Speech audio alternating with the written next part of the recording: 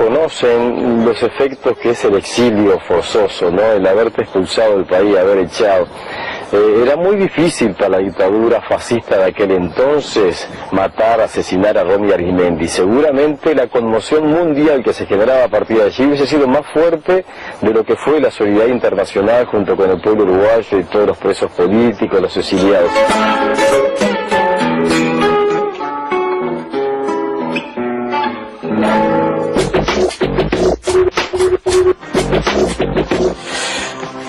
Cuando volvamos de la pausa vamos a estar reflexionando justamente sobre estos comentarios esgrimidos en este caso por Juan Castillo. Ya volvemos con más hechos y personajes Rodney Arguimendi. Me quedé pensando en algo que señalabas, Garcés, con respecto al tema del foquismo y quizás a las diferencias en ese momento, en esa situación, entre el MLN y el Partido Comunista desde el punto de vista desde el accionar para liberar a un país, en este caso al Uruguay.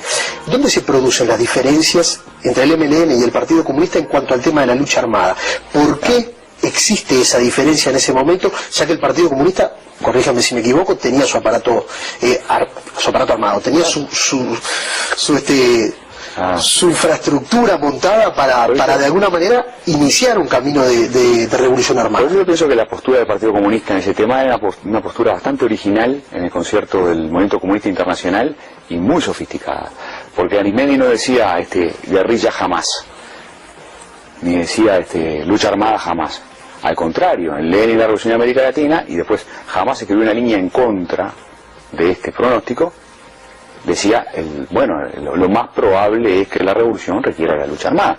En toda América Latina, incluido Uruguay. No excluía a Uruguay de ese pronóstico, en toda América Latina. En ese sentido es consistente, yo comparto también este punto, lo he dicho en el libro de Leibniz, es consistente con ese pronóstico de que el Partido Comunista de a poco, a partir del 64, empezara a armar un aparato armado. Pero al mismo tiempo que decía esto, decía, la guerrilla hay que pensar en qué momento se instala, hay que pensar si la guerrilla ayuda o no ayuda al objetivo principal, que es, desde el punto de vista de un partido revolucionario, construir conciencia revolucionaria y hacer avanzar la conciencia de las masas, para usar la jerga. Entonces, decía, no se puede descartar la lucha armada, es el escenario más probable en algún momento, pero al mismo tiempo hay que pensar cuándo se lleva adelante, en todo caso eventualmente, un proceso guerrillero o similar. En fin, por eso digo, es un punto de vista, yo creo, ecléctico y, bueno, para mi gusto sofisticado. ¿Era partidario de la lucha armada en Uruguay, Arguimendi? No, yo creo, yo voy a decir lo siguiente.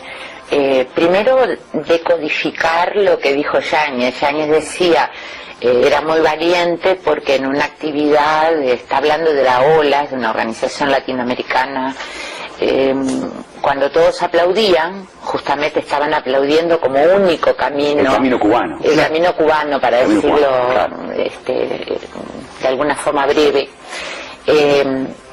Como único camino, el que expresa notoriamente de brazos cruzados. Digo porque son anécdotas que nos quedan algunos que tenemos memoria, porque hay gente más joven, por suerte, y hay otra que no tiene por qué saber qué es lo que qué es lo que estaba diciendo Yáñez cuando decía que él se plantó para defender una postura que no era la más simpática en esa reunión donde él estaba.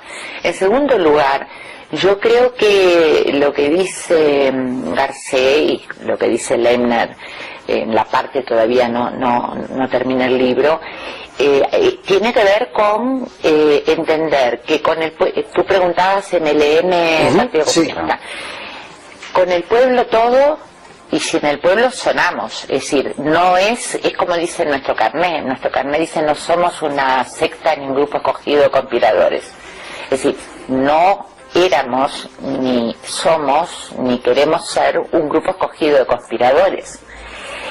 Acá Fito resaltaba cómo el vínculo y se señalaba también en los testimonios, el vínculo con la clase obrera, sin duda. pero el vínculo con las capas medias, el entender que en el Uruguay el papel de las capas medias, y cuando hablamos de capas medias estamos hablando de la intelectualidad, estamos hablando de los estudiantes, el papel del movimiento estudiantil, pero el papel de los profesionales, el papel de la cultura, en la época del realismo socialista como lineazo, digámoslo, también para ser breves, el entender que todas las formas y manifestaciones de la cultura, de la pintura, de la música, de todo, es decir, nosotros fuimos educados, nosotros los jóvenes comunistas, fuimos educados en esa diversidad. Me puede gustar o no me puede gustar. Está bien. Pero todo es válido. ¿Por qué digo esto? ¿Qué tiene que ver esto con el aparato armado? A ver. Tiene que ver con que es con el conjunto de la sociedad. Es la sociedad, las grandes mayorías, obviamente, las que construyen las transformaciones. Con la concepción de partido de vanguardia, partido y de la clase obrera como clase de vanguardia, todo eso. Pero no grupitos estamos por encima de la cabeza de la gente. Estamos de alguna manera volviendo a ese dicho de que fueron iluminados los integrantes del MLN a iniciar una Yo no acción... lo uso en términos peyorativos. ¿No? El partido y Arismendi, que era el que insistía con ese tema, yo lo recuerdo N veces decir, recordar al hermano de Lenin diciendo, Alejandro, que fue el que atacó en una acción armada al zar. Él decía, era un revolucionario, era un valiente, era esto, no es nuestro camino. Y lo mismo con respecto a los compañeros del MLN, es decir, la solidaridad, el apoyo, no es nuestro camino. Es decir, nuestro camino es con el pueblo, nuestro camino es con la unidad de la clase obrera, nuestro camino es... pues de ahí algunas discrepancias muy fuertes y que por momentos en estas horas han estado sobre la mesa en el debate, decir, bueno, un 14 de abril, luego de un paro general contra la dictadura enorme, masivo, una acción pequeña, digamos una acción valiente, corajuda, pero una acción de élite contrapuesta a ese paro general de masas. Garcés decía, se prepara la posibilidad de un camino, como decía Arismendi, está escrito en sus libros, no es el que deseamos, es el más doloroso. No queremos la vía más dolorosa para nuestro pueblo, porque el pueblo es el que siempre paga los platos rotos, ¿verdad? De todo, de los errores de los dirigentes, de las cosas mal conducidas, quien paga los platos rotos siempre es el pueblo. Nosotros elegimos, pero si llevamos a la gente a cosas que no están bien. Entonces, junto con eso, a partir de los 60, se prepara la posibilidad de una huelga general contra un posible golpe de Estado, porque ahí ya había desde Brasil, en ese momento en Brasil, la posibilidad, es decir, golpe de Estado, y la posibilidad en Uruguay, lo que decíamos en aquella época, el ruido de botas, ¿no? Y ante un posible golpe de Estado, huelga general de todos, de la clase obrera, de los trabajadores, de los intelectuales, es decir, del pueblo unido en realidad. Y la salida de la dictadura, también pensada en esa clave. La salida de la dictadura que pasó por la convergencia democrática, que pasó por entender incluso el debate de Arismendi con el general Sereni con respecto al voto en blanco, ¿no? Donde el general quiso y orientó, y así hicimos, de votar en blanco para marcar la presencia al frente, pero donde un poco el pensar en los sectores más progresistas y más democráticos de los partidos tradicionales iba en la concepción de decir, bueno, como fue lo del obelisco, ese río de libertad donde todos juntos, todos los que estábamos al lado de la democracia juntos. El accionar junto, eso queda claro en esta reflexión. Veamos lo que dice Vladimir Turiansky, en este caso un representante histórico de la clase obrera y quien estuvo muy cercano también en el Partido Comunista obviamente, diputado del partido, y quien estuvo muy cercano en el Partido Comunista junto a Rodney Arizmendi.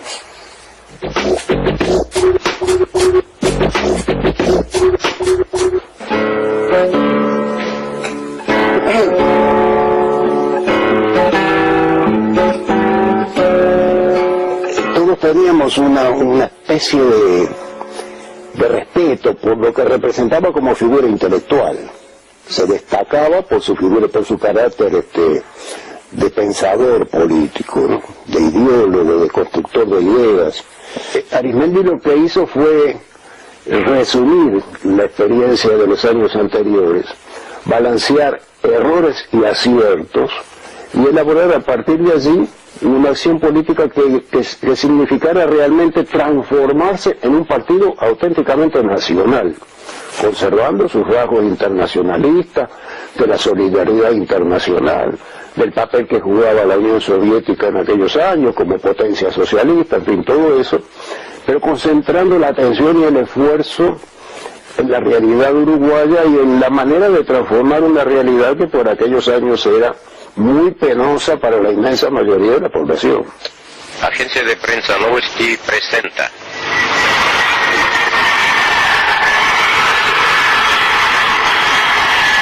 Moscú, el aeropuerto Sheremetyevo.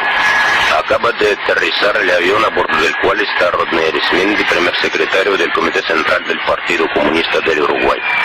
Rodney Arizmendi y su esposa han sido recibidos por Mikhail Zemyanin, miembro del Comité Central del Partido Comunista de la Unión Soviética y redactor jefe del periódico Pravda, Leonid Grekov, miembro del Comité Central del PECOS y secretario del Comité Urbano de Moscú del PECOS, Piotr Fedoseev, vicepresidente de la Academia de Ciencias de la URSS, Vitaly Shaposhnikov, subjefe de la sección de Relaciones Internacionales del Comité Central del PECOS, funcionarios responsables del aparato del Comité Central del PECOS. Durante 8 meses la dictadura militar uruguaya ha mantenido encarcelado al eminente líder del Partido Comunista y de la clase obrera del Uruguay, firme revolucionario y luchador contra la reacción por la democracia, la paz y el socialismo, uno de los parlamentarios veteranos del país. Aprendí que había que pensar con cabeza propia y aprendí mucha ideología. Aprendí a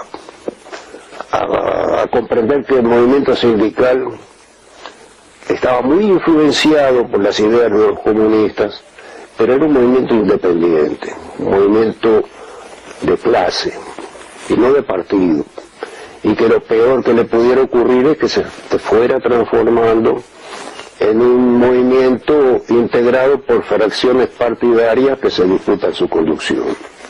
Queremos agradecer al pueblo soviético, a su gobierno, al partido de Lenin por la solidaridad prestada, así como a todo el movimiento socialista, comunista y democrático internacional, que uniéndose a la lucha de nuestro pueblo han determinado que la dictadura uruguaya se viera obligada a ponernos en libertad.